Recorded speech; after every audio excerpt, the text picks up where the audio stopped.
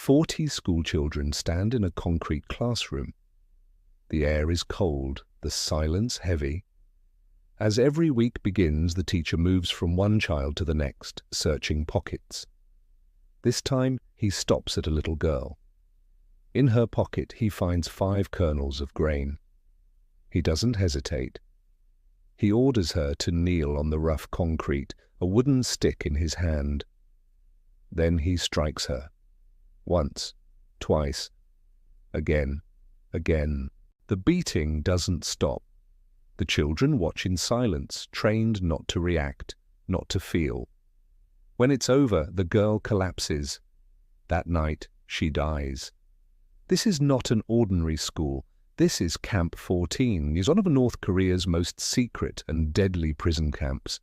Comparisons have been made to Nazi death camps and the Soviet gulags, and they are not exaggerated. Hidden deep in the mountains of Kachin, Camp 14 is a place where humanity ends. Here, people are born prisoners, live as slaves, and die forgotten. Those imprisoned here have committed no crimes of their own, their only sin being related to someone accused of disloyalty to the regime. In North Korea, it's called guilt by association. Once you enter Camp 14, you almost never leave. Among these prisoners is a young boy named Shin Dong-hyuk. When the girl was beaten to death, Shin didn't flinch. He believed she deserved it. In Camp 14, stealing food meant death. That was the rule, and rules were absolute. Shin was born inside the camp.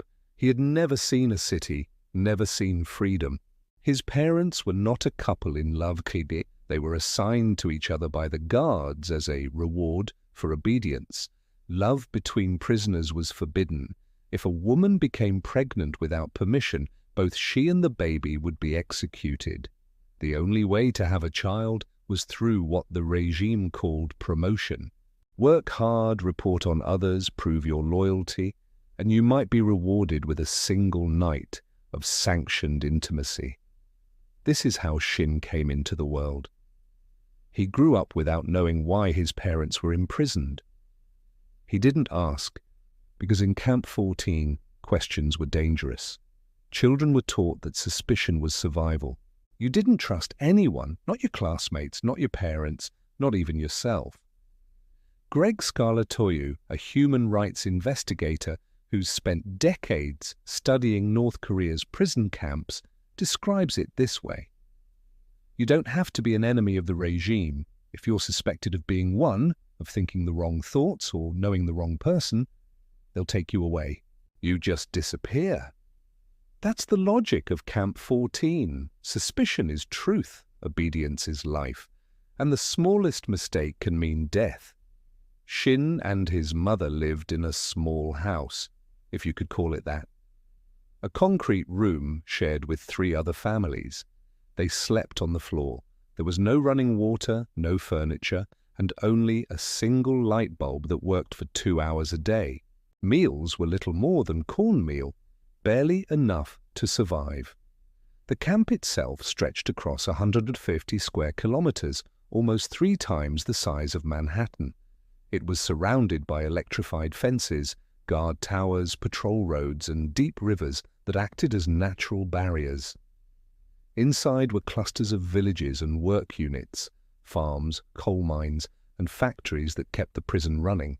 These were self-contained worlds. Each camp generated its own power, grew its own food, and buried its own dead. Satellite images later revealed vast rail lines and power stations inside the perimeter. To the outside world, it was invisible. To those within, it was endless.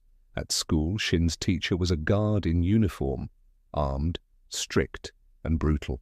He didn't teach reading or writing so much as obedience. There were 10 official camp rules, all simple, all lethal.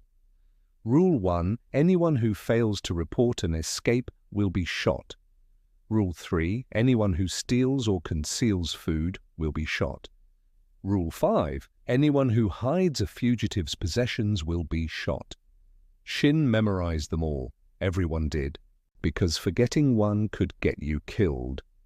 The guards enforced those rules with no mercy. Punishment was public, a show of power meant to crush resistance before it could form. Inmates learned early that fear wasn't just a weapon, it was the foundation of survival. Across North Korea there are many kinds of detention centers, but the worst are called Kwanliso, total control zones. Camp 14 is one of them. People sent here never leave. They simply vanish. Day after day, they are worked to exhaustion, beaten for mistakes, and starved until they collapse. They are erased slowly, not with bullets, but with time. In Camp 14, life has no rhythm beyond labor and hunger. Every day begins before dawn. The prisoners rise in darkness, line up for inspection, and march to their assigned work sites, rice fields, coal mines, construction zones. Every task has a quota. Every mistake has a price. Shin's mother spends long hours bending over muddy paddies. If she meets her target, she earns a handful of food. Barely enough to last until morning. If she falls short, she goes hungry. That cycle repeats until the body gives out. As one investigator explains, North Korea runs on production targets. If you don't meet them, and most can't, you get less food, more work, less food, more work. That's how people waste away and die. Shin spends his own days between school and the mines. He is small, malnourished, and always hungry. Often, before his mother returns from the fields, he steals her portion of food. When she catches him, she beats him. But he still does it. In Camp 14, compassion doesn't exist. Hunger replaces love. Survival replaces trust. Meals are the same every day, and a thin porridge, some cabbage, a few kernels of corn. If he slips up, the guards cut his portion in half. Sometimes he and the other children hunt rats. For them, it's not disgusting. It's the only meat they'll ever taste. Shin doesn't think of this life as cruel. He doesn't know any other world. The fences, the guards, the beatings, they are simply reality. But for another prisoner, Kim Yong, the nightmare feels different. Kim once held rank, a military officer, a company vice president, a man who knew comfort and privilege. When he was a boy, his father and brother were accused of spying for the United States. Both were executed. Kim was sent away, given a new name, raised in an orphanage. Decades later, the truth caught up with him. He was taken to Camp 14. He had committed no crime of his own. His only guilt was bloodline. There's no trial, a rights investigator says. They come in the night, take you and your family, and you disappear. Kim's days blur into endless shifts underground. He works in the mines, hacking coal by hand, breathing dust and darkness. A guard stands over him with a rifle, ready to strike. Mistakes are inevitable. Exhaustion ensures it. One day, a guard smashes him in the head with a gun butt. Kim collapses unconscious. For 2 days afterward, his meals are cut in half. He sees others die for less. He watches an inmate executed for picking chestnuts that had fallen from a tree. Each killing is public, a lesson for the rest. After 2 months, Kim's hope is gone. He steps into a mining elevator that climbs nearly 2,000 feet. He pulls the safety pin. The cage plummets. Somehow he lives, bruised, broken, but still breathing. And the cycle begins again. Years pass. Then, one day, the camp boundaries shift. Shin's section of Camp 14 is merged into the neighboring Camp 18, a place said to be slightly less brutal, though the difference is barely felt. For Shin, hunger and fear remain constants. He is 15 now, living apart from his mother. One day, a teacher rewards him with a rare privilege, a night's stay at his mother's house. When he arrives, he finds another visitor, his older brother, working at a cement factory nearby. Shin dislikes him instantly. His brother is stronger, defiant, less broken. That night, Shin wakes to whispered voices from the kitchen. His mother and brother are talking about escape. The word alone is dangerous. Shin's first thought isn't sympathy. It's duty. He has been taught his entire life, report every crime. He wakes a classmate unsure what to do. The boy urges him to tell the guards. Together, they find the night watchman and reveal everything. Shin even signs a false statement claiming he saw his mother and brother commit murder. It's enough. The next day, the guards drag them to an execution ground beside the Tong River. A crowd gathers. Classmates, workers, guards. Shin stands among them as his mother and brother are brought out in ropes. He watches as they are executed before his eyes. He feels no grief, only confusion and fear. Meanwhile, in another part of the camp system, Kim Yong is transferred to Camp 18. Compared to Camp 14, it feels almost like paradise. The work is slightly lighter, the guards slightly less cruel. To his shock, he finds his mother still alive, frail, 70 years old, also a prisoner. They work side by side. One day, guards beat her, forcing her to carry heavy loads until she collapses. She tells Kim she's certain they'll die there, but she begs him to try to escape, even if it means leaving her behind. Escape from a North Korean death camp is nearly impossible. High fences, electrified wire, intersecting gun lines, all designed to kill. Still, Kim begins to plan.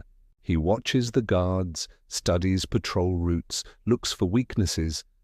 One day, while loading coal onto a train, he notices something. Grain scattered across the floor of a wagon. The prisoners rush to grab it, desperate for food. Amid the chaos, Kim spots a narrow space beneath a metal floor panel. Without thinking, he slides underneath. The train lurches forward, leaving Camp 18 behind. Hours later, before dawn, it stops at Goan Station. Kim crawls out, his body bruised and filthy, and disappears into the night. He's out of the camp, but still inside North Korea. Ahead lies an even longer journey through China, Mongolia, and finally to South Korea, where he will seek asylum. For Shin Dong-hyuk, the nightmare is far from over. He is still a teenager when his life takes another brutal turn. After the execution of his mother and brother, he becomes even more deeply trapped within the system that raised him. But deep inside, something shifts. A faint crack in the blind obedience that once guided him. The betrayal that once felt righteous now feels empty. He begins to wonder, if my mother and brother deserved to die, why do I still feel pain? That question, silent and forbidden, marks the beginning of his awakening. Shin tries to live as before, working, obeying, keeping his head down, but the camp is unforgiving. He is assigned to new labor units, forced to dig in mines, tend to fields, sow in factories. Each job is a new test of endurance. Every mistake carries punishment. He learns to read faces, the moods of guards, the rhythms of cruelty. Eventually his luck runs out. He's caught trying to escape. The punishment is merciless. Shin is dragged to a special detention center, a place designed purely for torture. There, guards tie his arms behind his back, run a steel bar through them, and hang him by the wrists. They beat him until his skin tears. They burn him over a fire. I still have the scars, Shin would later say. My arms are bent, deformed. They were straight before the torture. Now when I look in the mirror, I feel anger. For 4 weeks the torture continues. Then he is thrown into a tiny cell. No light, barely enough space to lie down. He stays there for 6 months, alone in the dark, surviving on scraps. When he's finally released, he's no longer the same person. The guards throw him back into the general prison population. He's weak, scarred, but alive. And this time, he begins to think differently. Obedience no longer feels like safety. It feels like slow death. Now working in a garment factory, Shin meets Park Yong-chul, a new kind of prisoner. Park isn't like the others. He's older, well-spoken, and carries himself with quiet authority. Rumor says he once belonged to an elite family, maybe even traveled abroad. To Shin, he's a revelation and the first man he has ever met, who has seen the world beyond the fences. Park tells him stories of cities filled with lights, of people who can eat when they're hungry, speak without fear, move freely through open streets. At first, Shin doesn't believe him. It sounds like fantasy. But as the weeks pass, the stories consume him. He begins to imagine what life might look like beyond the mountains, beyond the electric fences. Park and Shin form a fragile bond, part friendship, part desperation. They start to plan an escape. It's winter. Snow covers the camp, masking footprints and deadening sound. The two men are assigned to cut wood near the outer fence, a rare chance to be close to freedom. The fence itself is a 10-foot wall of barbed wire carrying deadly voltage. The nearest guard tower is a quarter-mile away. Shin studies the patrols. There are long gaps, minutes when no one watches. Their plan is simple but suicidal. Wait until dusk when visibility is low, slip between the wires, run for the river. On the chosen day, they move like workers, chopping, stacking, pretending. No one pays attention. When the sun dips below the hills, Shin's heart pounds so hard he can feel it in his throat. He grips Park's arm. It's time. They sprint toward the fence. Shin slips in the snow. Park reaches the wires first, crouches, and tries to crawl through the lower strands. In an instant, his head touches the live wire. A flash of light, a sound like thunder. Park's body convulses, then falls still, wedged in the fence. For a second, Shin freezes, then he realizes what has happened. Park's body has short-circuited the current. He drops to the ground, crawls over his friend's corpse, and slides beneath the fence. As he passes through, one of his legs touches the wire. A surge of electricity rips through him. His clothes ignite. The smell of burning flesh fills the air. But somehow he keeps moving. He crawls, then runs, stumbling through the snow until the fence disappears behind him. After 2 hours, he collapses. Free, but barely alive. He limps for days, hiding by day and walking by night. He crosses frozen fields, steals scraps from farms, drinks from rivers. Every step is agony, but the thought of capture is worse. Eventually, he reaches the Tumen River, the natural border between North Korea and China. It's frozen solid. He crawls across. On the other side, China, he is no longer a prisoner of Camp 14, but yes, still a fugitive. It will take him nearly 2 years of wandering, through China, through border towns, through fear and hunger, before he finally reaches South Korea. There, for the first time in his life, he sees a supermarket. He can't believe the colors, the smell, the abundance. He cries in the middle of the aisle. When Shin Dong-hyuk finally reaches freedom, he doesn't know what it means. He has no words for trust, no concept of choice. He eats until he vomits, sleeps under tables, flinches when doors close too loudly. For 23 years, fear was his language. Now, silence feels heavier than chains. South Korean officials question him for hours. They can't believe his story at first. Born inside a prison, watching his mother and brother executed, escaping through an electric fence. It sounds impossible.